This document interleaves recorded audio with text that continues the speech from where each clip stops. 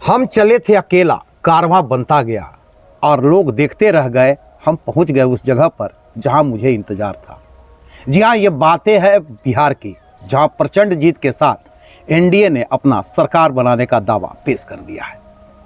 और ये साधारण जीत नहीं, कह सकते हैं कि ऐतिहासिक जीत मिली है। और हम इस मुद्दे पर बात करने के लिए भाजपा नेता व सड़क सुरक्षा परिषद के सदस्य रविंद्र तिवारी जी के पास बैठे हैं।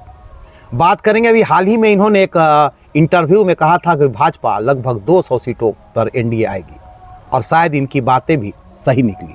और इन तमाम बातों से रूबरू होंगे कि आखिर जीत क्या, आखिर ऐसा क्या हुआ, एनडीए के लोगों के प्रति, एनडीए के प्रति लोगों में इस तरह का झुकाव कैसे आया, आखिर कैसे बदली बिहार की तस्वीर, कैसे लोगों का विश्वास जीता एनडीए। इन तमाम मुद्दों पर बात करेंगे। सबसे पहले आपका सिटी न्यूज में स्वागत है। जी नमस्कार, धन्यवाद आपका। कैसे आखिर एनडीए की इतनी बड़ी प्रचंड जीत कैसे, क्यों मिली, क्या लगता है, क्या रीजन? देखिए, सच है कि एनडीए की जीत कैसे मिली, ये अब सवाल ही अप्रासंगिक है।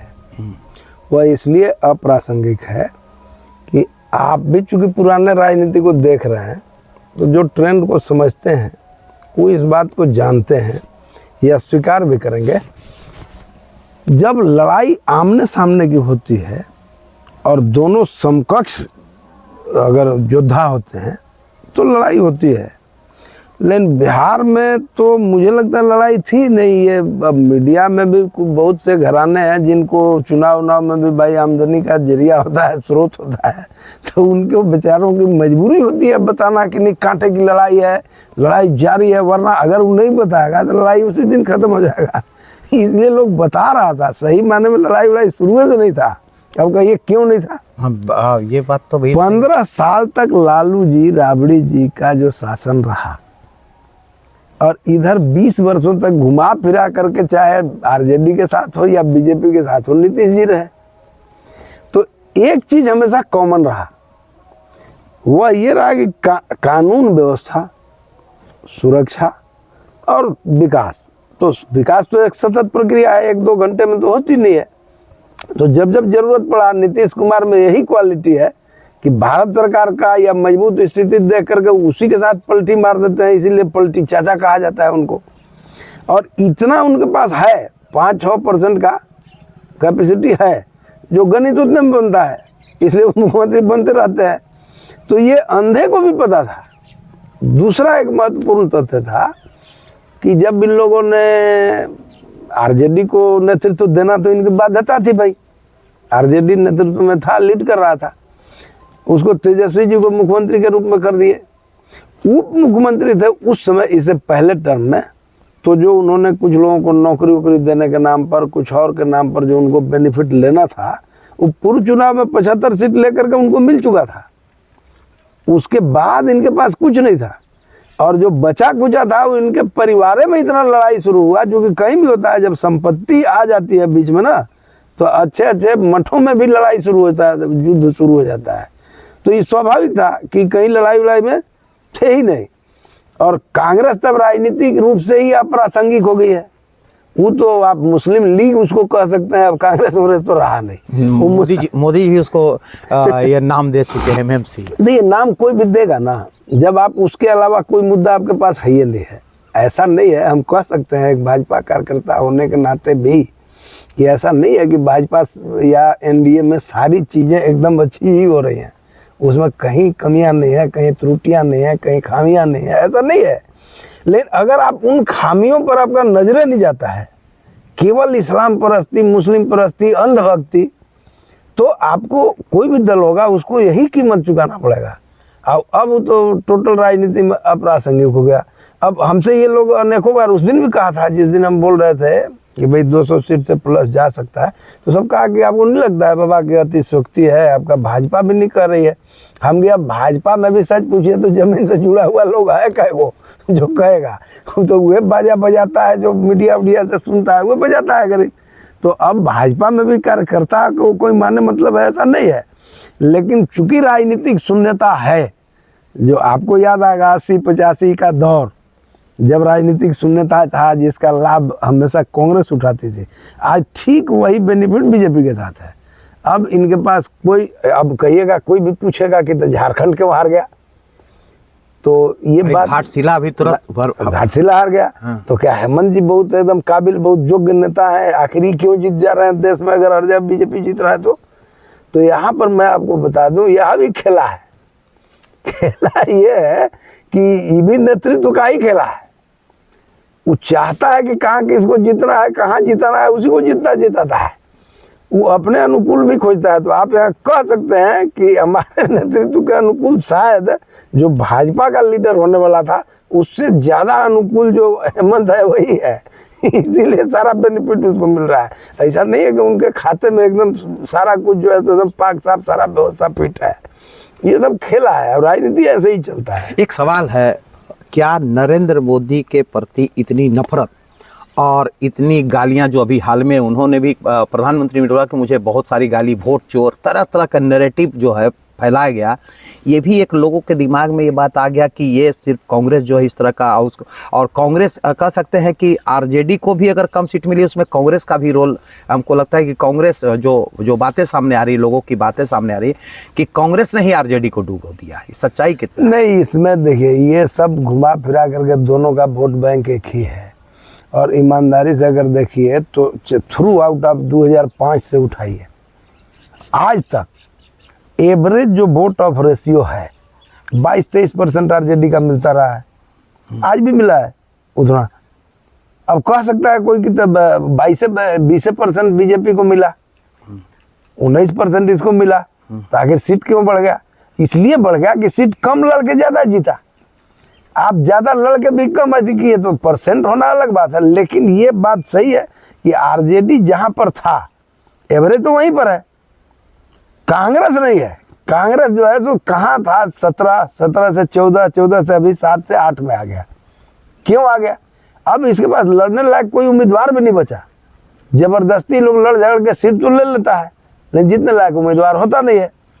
नतीजा होता है कि वो फेल होता है। इसलिए कुछ सीटें निश्चित रूप से कहा जा सकता है कांग्रेस के चलते घटी, लेकिन जो सबसे बड़ा पक्ष है घटने का, जो आप लोगों को, पत्रकार को या बाकी लोगों को देखना चाहिए, सीमांचल का सीट आपको आईना दिखा रहा है।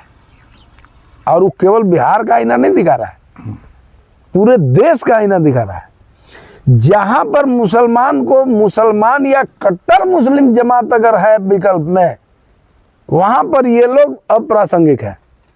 कांग्रेस हो, आरजेडी हो, समाजवादी हो, आम आदमी पार्टी हो, फलाना हो, ठिकाना हो, ये कितना भी मजदूरी कर ले, बराहली कर ले मुसलमानों का, वो मुस्लिम वोट उनको तब नहीं देगा जैसे अगर अभी मुस्लिम लीग लड़ने लगे तो कांग्रेस आरजेडी सब माइनस हो जाएंगे। ये बात MIM ने साबित किया। अगले बार भी सीमांचल का 5 सीट जीता था तो 4 गो आरजेडी में चला गया वो लोग, लेकिन आज 4 गो आरजेडी में जाने के बाद भी वो भी नहीं रिपीट हुआ, वापस MIM को ही सीट आया। अब क्यों आया? वहां इतनी संख्या क्यों बढ़ी? तो ये लोग तो सब घुसपैठियों को बढ़ाकर वोट बढ़ाए थे। उन्होंने मोदी के समय में तो नहीं बढ़ गया संख्या। जब वो बढ़ा तो उस समय तो इनको लगा कि हम अपना वोट बैंक बना रहे हैं, लेकिन अब वो जब जैसे ही विकल्प मिला कहाँ चला गया? MIM को चला गया। आने वाले समय में भी आपको मैं बता रहा हूँ कि जिन मुसलमानों वोट के चलते ये पागल हो रहा है, वो टोटल मुसलमान एक मुश्त होकर MIM या मुस्लिम लीग के साथ ही जाएगा, क्योंकि उसके दृष्टि में भारत या भारतीयता या नेशनलिज्म कुछ है ही नहीं है, न उसको विकास से कोई मतलब है। वह इस्लामिस्तान बनाता है, वो चाहे अच्छा हो। अभी आप देखिए ना, डॉक्टर से लेकर इंजीनियर लोग तो पकड़ा रहा है जी। अब कोई कल्पना करता है क्या कि डॉक्टर जो मेडिकल पढ़ा हुआ है, जो मेडिकल कॉलेज चला रहा है, वो लोग ये सब धंधे में शामिल होगा? लेकिन खुलेआम आ रहा है, क्योंकि इसकी पहली प्राथमिकता वही है, बाकी सब जो भी है दूसरी प्राथमिकता है। और जब तक ये मामला रहेगा तब तक बीजेपी, NDA या कोई भी नेशनलिस्ट जो घटक होगा वह जीतेगा, क्योंकि अब पहले वाला जमाना नहीं है कि अखबार में आप जो चाहिएगा वह छपवाइएगा, जितना आप चाहिएगा। अब तो सोशल मीडिया का जमाना है बाबा। अब तो आप जो करनी कीजिएगा सब सामने आएगा। अब जब सब सामने आएगा तो हकीकत आएगा, तो पब्लिक कितना को प्रभावित कर लीजिएगा। बहुत लोग यहाँ भी बोल रहा था कि भाई 2500 रुपया दिया, चुनाव जीत लिया, वहाँ पर 10-10 हज़ार खाता में डाल लिया, जीत लिया। भैया आप कितने % लोगों को आप दे करके जीत लोगे? हाँ, ये ठीक है कि 2-3% वोट उससे भी प्रभावित होते हैं, लेकिन आप उससे चुनाव जीत जाइएगा। अब इतना मार्जिन से जीत जाएगा ये संभव नहीं है। हालांकि कोई भी सरकार हो, इस तरह का मुफ्त का अनुदान दे करके जो आदत बना रहा है, तो इतिहास में या अभी वर्तमान में भी अनेकों देश दुनिया में हैं जो इन योजनाओं को चलाकर आज दरिद्र बन गए।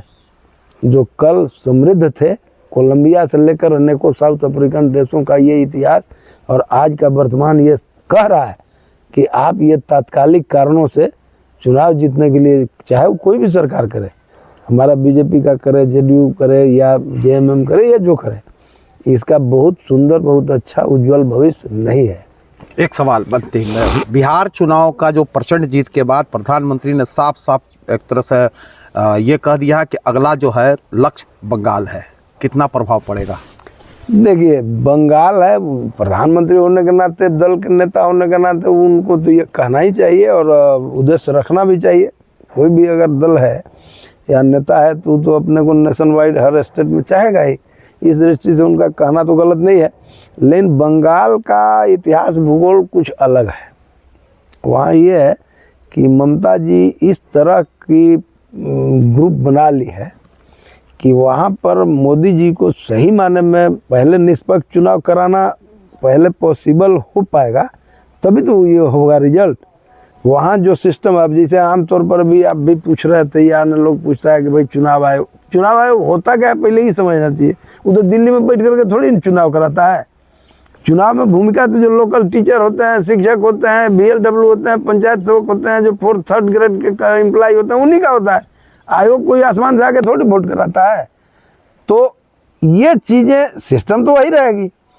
उस सिस्टम कराते हुए बीजेपी नहीं, कोई भी व्यक्ति निष्पक्ष चुनाव की कल्पना कतई नहीं कर सकता है, क्योंकि बंगाल में खुद घुमा हूँ, खुद मैं उन परिस्थितियों को देखा हूँ। बंगाल में कोई भी पब्लिक अपने ताकत से, अपने मन से वोट देने की स्थिति में है ही नहीं, और तब तक नहीं होगी। जम्मू कश्मीर से आप उसको अलग मान के मत देखिए। जम्मू कश्मीर का जो स्थिति है, कमोबेश वही स्थिति वहाँ है। आप जब तक 1 आध साल राष्ट्रपति शासन लागू करा के वहाँ जब तक लोगों में विश्वास नहीं जीताइएगा, तब तक वो वोट देने जाएगा भी नहीं, क्योंकि उसको तो 30-40 साल से वो करीब वोट दे ही रहा है, उसका तो वोट पड़ जाता है भाई। तो पहले इस सिचुएशन को प्रधानमंत्री जी बदलेंगे तबे होगा। और एक बात मैं अभी, जिस दिन विजय जो समारोह हो रहा था, जो राष्ट्रीय कार्यालय में प्रधानमंत्री जी का संबोधन हो रहा था, उस दिन जो मैं देखा तो रियल में कुछ घटनाएं हम लोग को एक भाजपाई कार्यकर्ता होने के नाते बहुत विचलित करती हैं और व्यथित करती हैं। जैसे पार्लियामेंट चुनाव में भी आपसे भी मैं बोला था कि भाजपा जब अप्रासंगिक हो गई, अगर मोदी जी ही अकेले अगर सब कुछ हो जाएंगे, तो लोकसभा चुनाव में भी वही हुआ था। मोदी जी के अलावा किसी का पोस्टर में चर्चा तक नहीं थी, नाम तक नहीं थी, भाजपा भी अप्रासंगिक हो गया था। और यही चीज़ मैं उस दिन भी देखा, परसों भाजपा कार्यालय में जब मोदी जी आए प्रधानमंत्री जी संबोधित करने, राष्ट्रीय अध्यक्ष जी, राजनाथ जी, गृह मंत्री जी, सारे लोग हैं। अब पता नहीं कौन उस दिन संचालन कर रहे थे, मैं तो चेहरा देख नहीं पाया, क्योंकि टीवी पर कभी कैमरा उनके चेहरे पर ले नहीं गया, तो वो लेकिन आवाज़ से हम पहचान नहीं सके। लेकिन पूरे मतलब मोदी जी के सामने नरेंद्र मोदी, लेकिन नरेंद्र मोदी ने मोदी के बीच नरेंद्र मोदी खुद बोले एनडीए जिंदाबाद, वो अपने जुबान से बोले। अरे बाबा, सब है, लेकिन भाजपा के राष्ट्रीय कार्यालय में भाजपा के शीर्ष नेतृत्व के सामने कोई केवल मोदी दलाली और चमचई का पराकाष्ठा पार कर रहा हो और आपको वही अच्छा लग रहा हो, इसका मतलब है कि आपकी सहमति से होता है। तो जिस व्यक्तिवाद के खिलाफ सामूहिकता के रूप में भाजपा खड़ी हुई, आप उसको कहाँ ले जा रहे हो? कल को भाई हर आदमी का अवसान और उत्थान पतन तो है। आप आखिर क्या कर रहे हो? आपकी सारी त्याग तपस्या कहाँ चली जाती है भाई? एक बार भी मुझे इस बात का खेद हुआ, एक बार भी वह व्यक्ति या किसी ने भारतीय जनता पार्टी नाम का चर्चा तक नहीं किया भाई। और मजा ये है कि राष्ट्रीय अध्यक्ष जी, गृह मंत्री जी, सारे लोग ताली बजा रहे बाबा। ये देखकर मुझे बहुत दुख हुआ। जीतने के मादा होने के बाद ठीक है, जीत का है, जश्न मनना चाहिए, लेकिन क्या जीत केवल मोदी जी से हो जाता है क्या? ये विषय भी तो सवाल रखता है ना। तब तो मान लीजिए कोई भी नेता है, तब अगर अभी देखिए तो जितना बढ़िया रणनीतिकार तो वहाँ ऑलरेडी चुनाव लड़ रहे थे भाई, प्रशांत जी। तो उनके लिए भी हमसे पूछा था, तो अगर आप सुने होगा तो उसमें मैं बोला था कि देखिए रणनीतिकार वही होता है कि एक कुशल इंजीनियर होगा तो पुल नहीं बनाएगा, पुल का डिजाइन बना सकता है। पुल बनाने के लिए आपको कारीगर चाहिए, मिस्त्री चाहिए, लेबर चाहिए, हेल्पर चाहिए, कुशल, और एक समूह, एक टीम बनता है, तब अगर पुल बनता है। पूरी टीम काम करती है, पूरी टीम काम करती है। अब प्रधानमंत्री जी भाषण में तो पूरे टीम का नाम लेते हैं, नो डाउट, चर्चा भी करते हैं, लेकिन एक नेता होने के नाते उन्हें इस पर भी अंकुश लगाना चाहिए था कि तुम केवल मोदी मोदी मोदी, क्या पागल हुए हो भाई? कभी एक बार पार्टी का बोलो, कभी संगठन का बोलो, ये क्या तमाशा है? इसका मतलब है कि वो खुद बुलवाते हैं। जो यही कमी इंदिरा जी और कांग्रेसियों में हम लोगों ने देखा है, जिसका नतीजा आज इस जगह पर है, तो आप कहाँ ले जाना चाहते हो? ये उनके नेतृत्व के मंशा पर सवाल खड़ा करता है। आप सुन रहे थे सड़क सुरक्षा परिषद के सदस्य व भाजपा के काफ़ी पुराने नेता और कद्दावर नेता रविंद्र तिवारी जी की बातें। इन्होंने साफ तौर पर कहा है कि भाजपा की जो जीत, प्रचंड जीत बिहार में हुई है, उसका कारण विपक्षी के परिवारवार विवाद, झूठ का नैरेटिव फैलाना और एक मन से लोगों ने 20 साल का जो सुशासन व्यवस्था, शिक्षा, विकास का जो व्यवस्था देखा, उसको लेकर लोगों ने वोट दिया। और भाजपा की जीत वहाँ पहले से ही तय थी। ये अलग बात था कि लोग बोल नहीं रहे थे, लेकिन भाजपा की जीत थी। साथ ही इन्होंने कहा कि भारतीय जनता पार्टी के जो मंच पर संचालन प्रधानमंत्री करते हैं, तो वहाँ सिर्फ मोदी मोदी की आवाज़ होती है, जबकि भाजपा की आवाज़ होनी चाहिए, भारतीय जनता पार्टी जिंदाबाद होनी चाहिए। इस पर अंकुश लगाने की ज़रूरत है, क्योंकि टीम का जो लीडर होता है, नाम जरूर होता है उसका, लेकिन टीम में सब लोग मिलकर काम करते हैं। इंजीनियर सिर्फ नक्शा बनाता है, काम तो तमाम टीम के मिलकर करते हैं। साथ ही इन्होंने कहा कि आज जो विपक्षी पार्टियां, जो मुस्लिम जितने भी जो इस्लाम धर्म के मानने वाले लोग हैं, उनको तरजीह दे रहे हैं, तो ये वो भूल जा रहे हैं कि जिस दिन उनका जब उस एरिया में पूरा मजबूती होगी, तो ये न आरजेडी के होंगे, न ये जेएमएम के होंगे, न ये कांग्रेस होंगे, किसी का नहीं होंगे। ये होंगे तो एआईएम का होंगे, मुस्लिम लीग पार्टी के होंगे। मतलब वो अपने तरह का अंदाज में ढलते हैं। तो ये विपक्षियों को भी समझने की ज़रूरत है कि आज जिस लोभ लुभाव दे करके आप उनको सटा रहे हैं, कल अगर आप मौका मिले तो आपको इधर किनार करने से आप वो पीछे नहीं हटेंगे। क्योंकि अभी ताज़ा उदाहरण सीमांकन एरिया जो है बिहार में, वो इस तरह से अपना वोट बैंक दिया, जिस तरह एआईएम के नेताओं को जिताया है, इससे साफ जाहिर होता है कि मुस्लिम तबके जो इस्लाम धर्म के मानने वाले हो, तो वो अपनी ओर होते हैं। हम फिर बात करेंगे दर्शकों किसी नए शख्स के साथ, किसी नए मुद्दे पर। तब तक के लिए नमस्कार।